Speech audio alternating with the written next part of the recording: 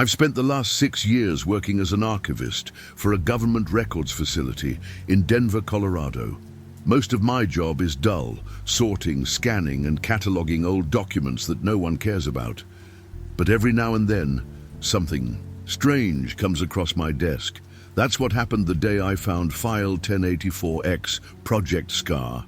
The file was wedged in the back of a locked cabinet, hidden behind decades of dust. Its label was faded, but I could still make out the Department of Defense insignia stamped on the cover. It wasn't supposed to be there. In fact, it wasn't supposed to exist at all. I hesitated before opening it. Government secrets weren't unusual, but something about this one felt different. My gut told me to put it back. I should have listened. Inside, I found pages upon pages of classified reports, medical records, and interview transcripts. They all pointed to a secret experiment conducted in the early 1980s. Project SCAR, Cognitive Alteration and Remote Influence. Experimentation. The documents described test subjects who had been implanted with neurological devices designed to erase and rewrite memories. Some were volunteers, others were not. I felt a chill creep down my spine. This was more than some Cold War paranoia.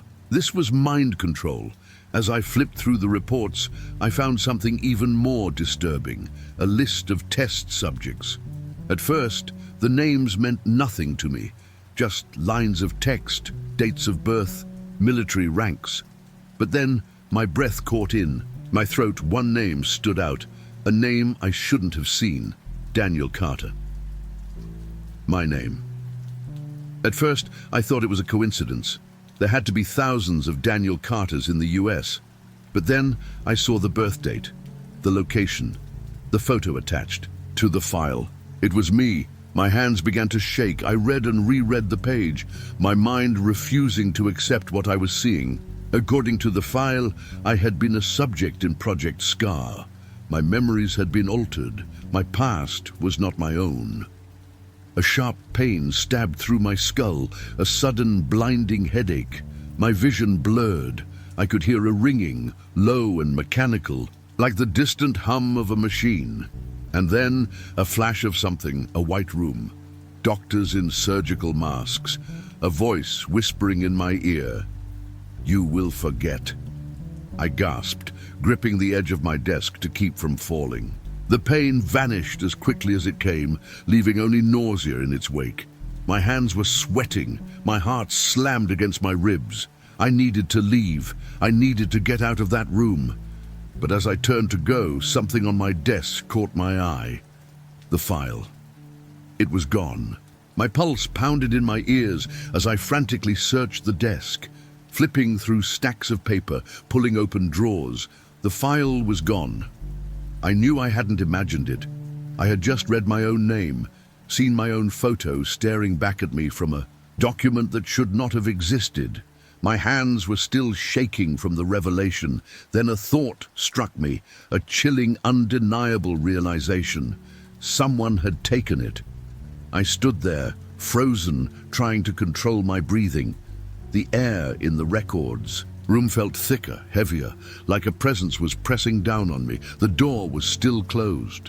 I hadn't heard anyone enter, but the file was missing. I forced myself to swallow the rising panic. I needed to get out of there. I grabbed my bag and made for the exit, forcing myself to walk, not run. The long, fluorescent-lit hallway outside stretched out before me, rows of metal shelves and locked cabinets lining the walls. The air smelled of dust and old paper, a scent that had always felt familiar, almost comforting. Now it felt suffocating. As I reached the end of the hallway, I felt it, a presence. Someone was watching me. I turned my head slightly, scanning the corridor through my peripheral vision. At the far end, near the emergency exit, a man stood perfectly still. He wore a dark suit, his hands resting at his sides. His face was hard to make out under the dim lighting, but I could tell he was staring straight at me. I had never seen him before. He didn't belong here. I took a step forward, pretending not to notice him. but my instincts were screaming. Something was wrong. Then he moved. Not a casual shift, not the unconscious motion of someone standing too long in one place. His entire body tensed in an unnatural way, like a marionette whose strings had just been pulled. And then he started, walking toward me, slow, deliberate steps. Every hair on my body stood on end. My mind was caught between fight and flight. Who was he? A security officer, a government agent, a hallucination? No, not a hallucination. I turned and walked faster, my heart hammering against my ribs. The hallway felt endless, my footsteps echoing. In the silence, then I heard his footsteps quicken too. I turned a corner and rushed toward the stairwell door. I shoved it open, my breath coming in short, shallow gasps. The sound of my own heartbeat filled my ears. I didn't look back. I didn't want to see how close he was. As I stumbled down the stairs, my mind reeled. The file, my name, the implanted, memories, and now the man in the hallway. I had uncovered something I was never meant to see, and now someone wanted me gone. I burst through the stairwell door and into the cold night air, my breath coming in ragged gasps. The parking lot was nearly empty, dimly lit by flickering streetlights. My car sat alone in the farthest row, and for a brief, foolish moment, I thought maybe, just maybe, I had escaped. Then I heard it. The stairwell door creaked open behind me. I didn't turn around. I couldn't. Instead, I forced myself to walk, not run, toward my car. My shaking fingers fumbled for my keys in my pocket, the cold metal slipping against my sweaty skin. The footsteps behind me were slow, measured, taunting. I unlocked the door and slid inside, locking it immediately. My hands gripped the wheel, knuckles white. I was about to start the engine when I made the mistake of looking up. He was standing at the edge of the lot, the same man from the hallway. He hadn't chased me. He hadn't spoken. He had just followed. And now he stood perfectly still, watching me from a distance, a warning or a promise. I turned the key in the ignition. The engine roared to life, and I didn't hesitate. I backed out of the spot so fast my tires screeched against the pavement. I swerved onto the main road, my eyes flicking to the rearview mirror. The man was gone. I exhaled, a mix of relief and lingering terror twisting in my gut. But as I drove through the darkened streets, my thoughts were racing. That file, my name, the experiment. Was I part of something I didn't remember? My memories felt real. My childhood, my life, my identity. But now, doubt had burrowed deep into my mind. If the government could implant memories, how much of my life was even real? I needed answers. I drove straight home, my hands still trembling on the wheel. My apartment building loomed ahead, its windows dark, except for a few dimly lit ones on the higher floors. I didn't feel safe here anymore. I parked and rushed inside, locking the door behind me. My heart was still racing, but I forced myself to breathe, to think. I pulled my laptop from my bag and opened it, hands hovering over the keyboard. I had to find out more about the Project Cicatrice files.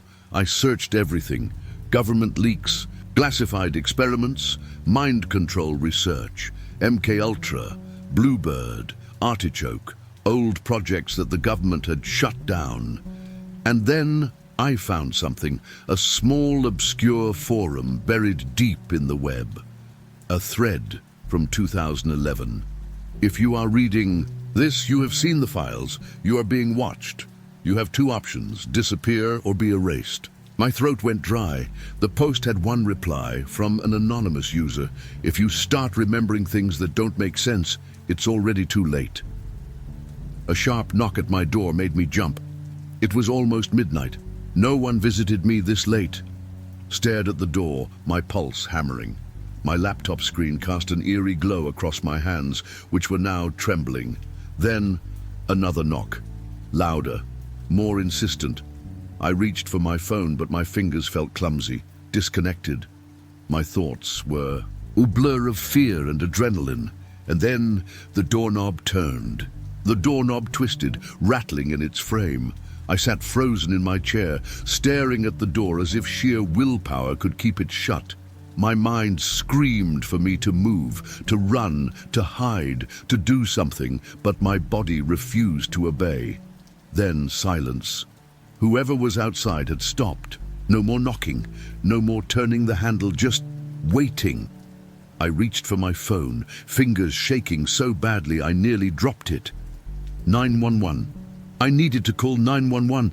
I tapped at the screen, heart hammering in my chest. Before I could dial, a single slip of paper slid under the door, a slow, deliberate movement. I hesitated, my breath catching in my throat. Then, against every ounce of survival instinct I had, I leaned forward and picked it up. The note was written in red ink. Or was it something else? You're remembering too much. Leave the files alone. This is your only warning. My stomach dropped. I bolted upright, shoving the chair back so hard it nearly toppled. I rushed to the door, pressing my eye against the peephole. The hallway was empty. No footsteps, no shadows, just the eerie flickering of the fluorescent lights. Whoever had been, there was gone. I took a shaky breath and turned back to my laptop. The forum post was still open, that ominous last message staring back at me. If you start remembering things that don't make sense, it's already too late. Too late for what? I wasn't going to wait around to find out. I needed to leave. Now, I grabbed my backpack, stuffing my laptop phone charger and a few essentials inside. My mind was racing, trying to come up with a plan. Where could I go? Who could I trust? As I slung the bag over my shoulder, something caught my eye. The documents, the original Project Cicatrice files. I had tossed them onto my desk when I got home. Now they were gone. A cold chill slid down my spine. I hadn't left my apartment since coming back. No one had entered. But the files, the proof, had vanished. I checked the locks. Still bolted. The windows, shut. I swallowed hard, my mind spiraling into panic. Someone had been inside while I was here. They had been in the same room as me. The weight of it sank into my chest, suffocating. Then my phone vibrated in my pocket. A message. Unknown. Number. Stop digging. I felt my stomach lurch. Who was this? How did they get my number? A second. Message came immediately after. Unknown number. We are already inside. I spun around, my pulse slamming against my ribs. The apartment was silent. Too silent. I checked every corner, under the bed, inside the closet, even the tiny crawl space in the kitchen. Nothing. But that didn't mean I was alone. I needed to go. I yanked the door open and stepped into the hallway. But the second I did, the air around me shifted. It was subtle, almost imperceptible, like the world had tilted half an inch to the left. The hum of the building, the distant traffic outside, even the buzz of the fluorescent lights, it all sounded wrong. Like I had just stepped into a slightly different version of my reality. I ran, down the hallway, down the stairwell, out into the night. I didn't stop running until I was blocks away, gasping for breath, my mind spinning. Someone or something was after me, and if they could alter my memories, if they could erase evidence from my own apartment. How much of my life had already been rewritten? I ran until my lungs burned, until my legs threatened to collapse beneath me. The cold night air sliced through my skin, but I barely felt it. My mind was stuck on one thought, repeating over and over like a broken record. They were inside. They were inside. They were inside. Whoever or whatever was behind Project Cicatrice had already reached me. They had slipped into my home without a sound, without a trace. And if they could do that, what else had they done? I forced myself to slow down, gulping down sharp breaths of air. I needed a plan. I needed to figure out what was real. I reached into my pocket, gripping my phone with sweaty fingers. The last messages still sat there, glaring at me like a threat carved in stone. Unknown. Number. Stop digging. Unknown. Number. We are already inside. I forced myself to check my call history, my texts, my emails. Had they wiped anything? Had they added anything? Everything looked normal. Too normal.